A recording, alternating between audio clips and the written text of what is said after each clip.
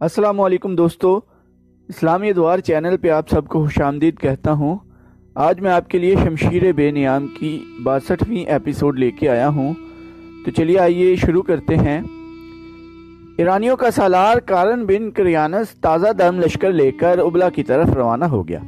وہ پوری امید لے کر جا رہا تھا کہ مسلمانوں کو تباہ و برباد کر کے لوٹے گا۔ وہ اپنے لشکر کو دجلہ کے بائیں کنارے کے ساتھ ساتھ لے جا رہا تھا۔ اس کی رفتار خاصی تیز تھی۔ اس نے مزار کے مقام پر لشکر کو دریائے دجلہ پار کرایا اور جنوب میں دریائے موکل تک پہنچ گیا۔ جب وہ دریائے موکل کے پار گیا تو اسے ہرمز کے لشکر کی ٹولیاں آتی دکھائی دیں۔ سپاہی بڑی بری حالت میں تھے۔ تم پر زرتشت کی لعنت ہو، کارن نے پہلی ٹولی کو روک کر کہا اور ان کی حالت دیکھ کر کہا، کیا تم مسلمانوں کے ڈر سے بھاگے آ رہے ہو؟ سپہ سالار ہرمز مارا گیا ہے، ٹولی میں سے ایک سپاہی نے کہا۔ دونوں پہلوؤں کے سالار قباز اور انوشجان بھی بھاگ آئے ہیں، وہ شاید پیچھے آ رہے ہیں۔ کارن بن کریانس ہرمز کی موت کی خبر سن ہو کر رہ گیا۔ اس نے یہ پوچھنے کی بھی جرت نہ کی کہ ہرمز کس طرح مارا گیا ہے۔ کارن کا سر جھک گیا تھا۔ اس نے جب سر اٹھایا تو دیکھا کہ فارس کے فوجیوں کی قطاریں چلی آ رہی تھیں۔ اپنے تازہ دم لشکر کو دیکھ کر بھاگے ہوئے یہ فوجی وہیں رکنے لگے۔ اتنے میں ہرمز کی فوج کے دوسرے سالار قباز اور انوشجان بھی آ پہنچے۔ انہیں دور سے آتا دیکھ کر کارن نے اپنے گھوڑے کی لگام کو جھٹکا دیا۔ گھوڑا چل پڑا۔ کارن نے اپنے دونوں شکست خوردہ سالاروں کے سامنے جا کر گھوڑا روکا۔ میں سن چکا ہوں ہرمز مارا گیا ہے، کارن نے کہا، لیکن مجھے یقین نہیں آتا کہ تم دونوں بھاگ آئے ہو۔ کیا تم گنوار اور اجڑ عربوں سے شکست کھا کر آئے ہو؟ میں اس کے سوا کچھ نہیں کہنا چاہتا کہ تم بزدل ہو اور تم اس رتبے اور عہدے کے اہل نہیں ہو۔ کیا تم نہیں چاہتے کہ مسلمانوں کو تباہ و برباد کر دیا جائے؟ کیوں نہیں چاہتے؟ قباز نے کہا، ہم کہیں چھپنے کے لیے نہیں آئے، ہمیں قباز کی شیخیوں نے مروایا ہے۔ میں تسلیم کرتا ہوں کہ اسلامی فوج کے پاس بڑے ہی قابل اور جرت والے سالار ہیں، لیکن وہ اتنے قابل بھی نہیں کہ ہماری فوج کو یوں بھگا دیتے۔ کارن انوشجان نے کہا، ہماری فوجی قیادت میں یہی سب سے بڑی خرابی ہے جس کا مظاہرہ تم نے بھی کیا ہے۔ تم نے عرب کے ان مسلمانوں کو گنوار اور اجڑ کہا ہے۔ ہرمز بھی ایسے ہی کہتا تھا، لیکن ہم نے میدان جنگ میں اس کے الٹ دیکھا ہے۔ تم نے ان میں کیا خوبی دیکھی ہے جو ہم میں نہیں؟ کارن نے پوچھا۔ یہ پوچھو کہ ہم میں کیا خامی ہے جو ان میں نہیں؟ انوشجان نے کہا، ہم اپنے 10 12 سپاہیوں کو ایک ایک زنجیر سے باندھ دیتے ہیں کہ وہ جم کر لڑیں اور بھاگیں نہیں، اسی لیے ہم آمنے سامنے کی جنگ لڑتے ہیں۔ مسلمانوں نے جب ہماری سپاہ کو بابندے سلاسل دیکھا تو انہوں نے دائیں بائیں کی چالیں چلنی شروع کر دیں۔ ہماری سپاہ گھوم پھر کر لڑنے سے قاصر تھی۔ یہ تھی وجہ کہ ہمارا اتنا طاقتور لشکر شکست کھا گیا۔ ہمارے پاس باتوں کا وقت نہیں، قباز نے کہا۔ مسلمان ہمارے تعاقب میں آ رہے ہیں۔ ان کے تعاقب میں مسنہ بن حارثہ 2000 نفری کی فوج کے ساتھ آ رہا تھا۔ مسنہ بن حارثہ اسلام کا وہ شیدائی تھا جس نے ایرانیوں کے خلاف زمین دوز جنگی کاروائیاں شروع کر رکھی تھیں۔ اسی کی ترغیب پر امیر المؤمنین ابو بکر رضی اللہ عنہ نے خالد رضی اللہ عنہ کو بلا کر ایرانیوں کے خلاف بھیجا تھا۔ ایرانیوں کے تعاقب میں جانا غیر معمولی طور پر دلیرانہ اقدام تھا۔ تعاقب کا مطلب یہ تھا کہ مسلمان اپنے مستقر سے دور ہٹتے ہٹتے ایرانیوں کے قلب میں جا رہے تھے، جہاں ان کا گھیرے میں آ جانا یقینی تھا۔ لیکن یہ خالد رضی اللہ عنہ کا حکم تھا کہ ایرانیوں کا تعاقب کیا جائے۔ اس حکم کے پیچھے ایرانیوں کے خلاف وہ نفرت بھی تھی جو مسنہ بن حارثہ کے دل میں بھری ہوئی تھی۔ جنگ سلاسل ختم ہو گئی اور ایرانی بھاگ اٹھے تو خالد رضی اللہ عنہ نے دیکھا کہ ان کا لشکر تھک گیا ہے۔ انہوں نے مسنہ بن حارثہ کو بلایا۔ ابن حارثہ خالد رضی اللہ عنہ نے کہا، اگر یہ بھاگتے ہوئے فارسی زندہ چلے جائیں تو کیا تم اپنی فتح کو مکمل سمجھو گے؟ خدا کی قسم، ولید کے بیٹے، مسنہ بن حارثہ نے پرجوش لہجے میں کہا، مجھے صرف حکم کی ضرورت ہے، یہ میرا شکار ہے۔ تو جاؤ، خالد رضی اللہ عنہ نے کہا۔ 2000 سوار اپنے ساتھ لو اور زیادہ سے زیادہ ایرانیوں کو پکڑ لاؤ اور جو مقابلہ کرے اسے قتل کر دو۔ میں جانتا ہوں میرے جانباز تھک گئے ہیں، لیکن میں شہنشاہ فارس کو یقین دلانا چاہتا ہوں کہ ہم زمین کے دوسرے سرے تک ان کا تعاقب کریں گے۔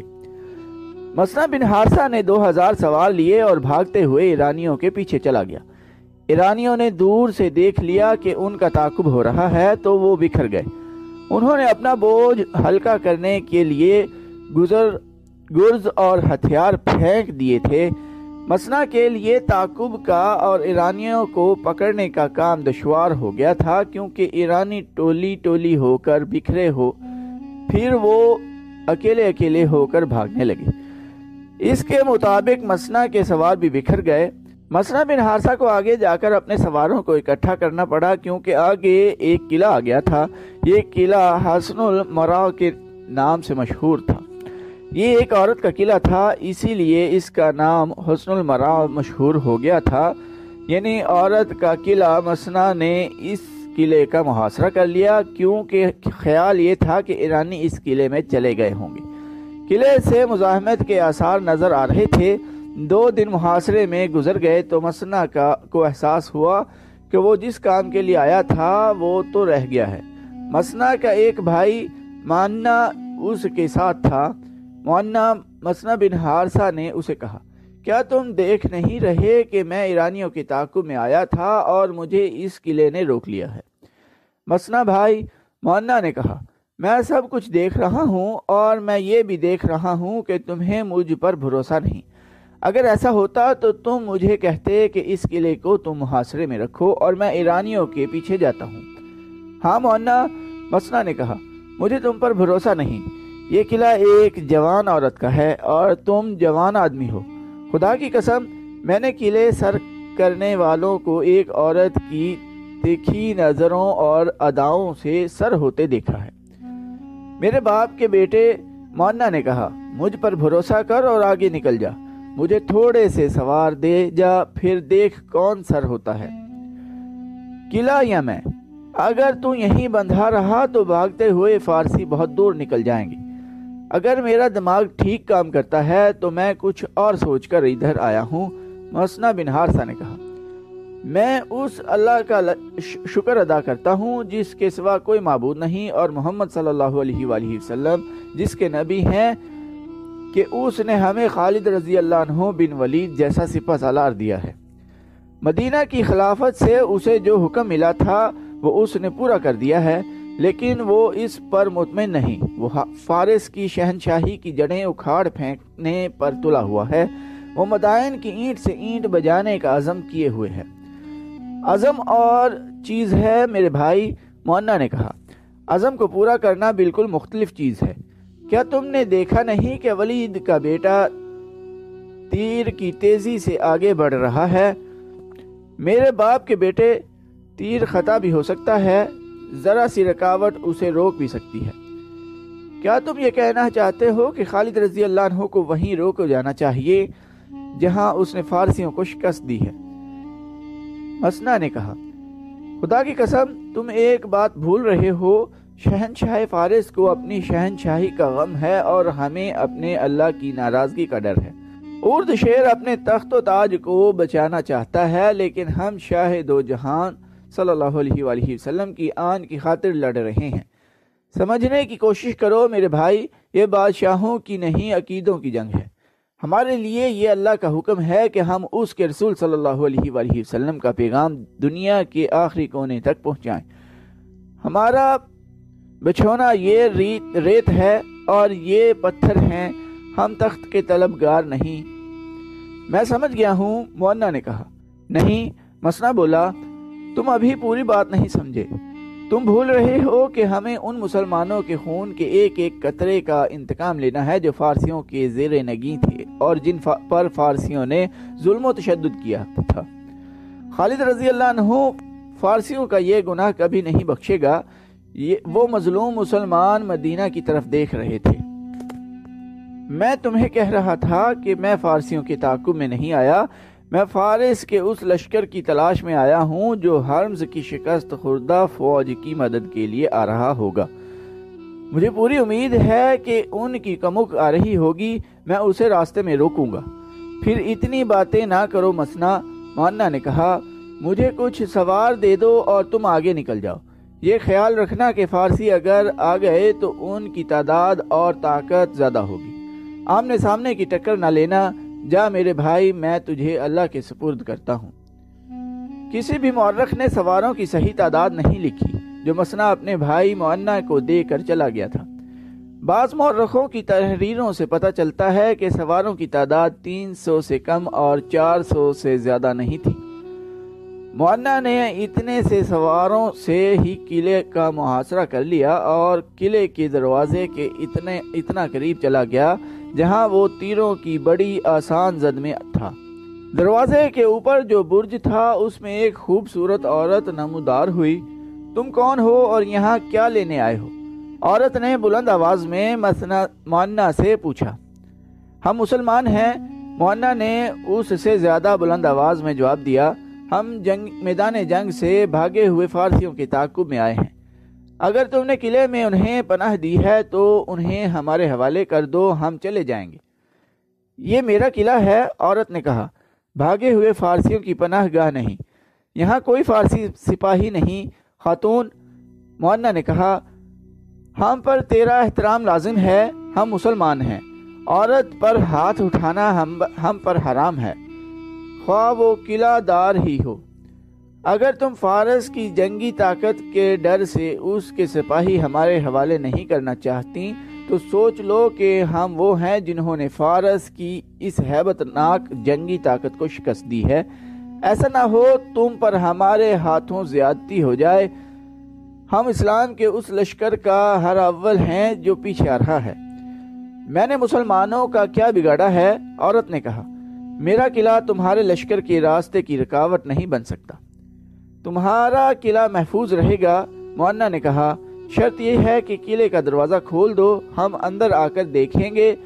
تمہارے کسی آدمی اور کسی چیز کو میرے سوار ہاتھ نہیں لگائیں گے، ہم اپنی تسلی کر کے چلے جائیں گے۔ اگر یہ شرط پوری نہیں کرو گی تو تمہاری اور تمہاری فوج کی لاشیں اس قلعے کے ملبے کے نیچے گل سڑ جائیں گی۔ قلعے کا دروازہ کھول دو۔ عورت کی کمانہ آواز سنائی دی۔ اس آواز کے ساتھ ہی قلعے کا دروازہ کھل گیا۔ مؤنا نے اپنے سواروں کو اشارہ کیا۔ 300-400 گھوڑے سرپٹ دوڑتے آئے۔ مؤنا نے انہیں صرف اتنا کہا کہ قلعے کی صرف تلاشی ہوگی، کسی چیز اور کسی انسان کو ہاتھ تک نہیں لگایا جائے گا۔ مؤنا کا گھوڑا قلعے میں داخل ہو گیا۔ اس کے تمام سوار اس کے پیچھے پیچھے قلعے میں گئے۔ مؤنا نے ایک جگہ روک کر قلعے کی دیواروں پر نظر دوڑائی۔ ہر طرف تیر انداز کھڑے تھے۔ نیچے اسے کہیں بھی کوئی سپاہی نظر نہ آیا۔ مؤنا کے سوار قلعے میں پھیل گئے تھے۔ تم نے ٹھیک کہا تھا، عورت نے مؤنا سے کہا، میں فارسیوں سے ڈرتی ہوں۔ اس قلعے میں کوئی بھی طاقتور لشکر آئے گا تو میں اس کے رحم و کرم پر ہوں گی۔ مسلمانوں کو میں پہلی بار دیکھ رہی ہوں اور تم انہیں ساری عمر یاد رکھو گی۔ مؤنا نے کہا، خدا کی قسم تم باقی عمر ان کے انتظار میں گزار دو گی۔ مسلمانوں کے لیے حکم ہے کہ قلعوں کو نہیں دلوں کو سر کرو، لیکن قلعوں والوں کے دل قلعے کی دیواروں جیسے سخت ہو جائیں تو پھر ہمارے لیے کچھ اور حکم ہے۔ ہم جب اس حکم کی تعمیل کرتے ہیں تو فارس کی طاقت بھی ہمارے آگے نہیں ٹھہر سکتی۔ کیا تم نے انہیں بھاگتے دیکھا نہیں؟ کیا وہ ادھر سے نہیں گزرے تھے؟ قلعہ دار عورت نے جواب دیا، ذرا سی دیر کے لیے یہاں رکے بھی تھے۔ انہوں نے بتایا تھا کہ وہ مسلمانوں سے بھاگ کر آئے ہیں۔ وہ 10-12 آدمی تھے۔ میں حیران تھی کہ اتنے ہٹے کٹے سپاہی خوف سے مرے جا رہے ہیں۔ میں اس پر بھی حیران تھی کہ وہ کون ہیں جنہوں نے فارس کے لشکر کو اس قدر دہشت زدہ کر کے بھگا دیا تھا۔ تم نے جب کہا کہ تم ہو وہ لوگ جنہوں نے فارسیوں کو شکست دی ہے تو میری ہمت جواب دے گئی۔ میں نے قلعے کا دروازہ خوف کے عالم میں کھولا تھا۔ میں تم سے اور تمہارے سواروں سے اچھے سلوک کی توقع رکھ ہی نہیں سکتی تھی۔ مجھے ابھی تک یقین نہیں آیا کہ تم اپنے متعلق جو کہہ رہے ہو وہ سچ کہہ رہے ہو۔ یہ خاتون مؤنہ کو اس عمارت میں لے گئی جہاں وہ رہتی تھی۔ وہ توشیش محل تھا۔ اس کے اشارے پر 2 غلاموں نے شراب اور بھنا ہوا گوشت مؤنہ کے سامنے لا رکھا۔ مؤنہ نے ان چیزوں کو پرے کر دیا۔ ہم شراب نہیں پیتے، مؤنہ نے کہا، اور میں یہ کھانا اس لیے نہیں کھاؤں گا کہ تم نے مجھے ایک طاقتور فوج کا آدمی سمجھ کر خوف سے مجھے کھانا پیش کیا ہے۔ میں اسے بھی حرام سمجھتا ہوں۔ کیا تم مجھے بھی حرام سمجھتے ہو؟ اس خوبصورت اور جوان عورت نے ایسی مسکراہٹ سے کہا جس میں دعوت کا تاثر تھا۔ ہاں، مؤنہ نے جواب دیا۔ مفتوحہ عورت کو ہم شراب کی طرح حرام سمجھتے ہیں۔ وہ اس وقت تک ہم پر حرام رہتی ہے جب تک کہ وہ اپنی مرضی سے ہمارے عقد میں نہ آ جائے۔ مؤنہ کو اطلاع دی گئی کہ اس کے سوار قلعے کی تلاشی لے کر آ گئے ہیں۔ مؤنہ تیزی سے اٹھا اور اسی تیزی سے باہر نکل گیا۔ تو دوستو، آج کے ایپیسوڈ ادھر ہی ختم کرتے ہیں۔ چینل کو سبسکرائب کرنا نہ بھولیے گا۔ ٹائم دینے کے لیے شکریہ۔ اللہ حافظ۔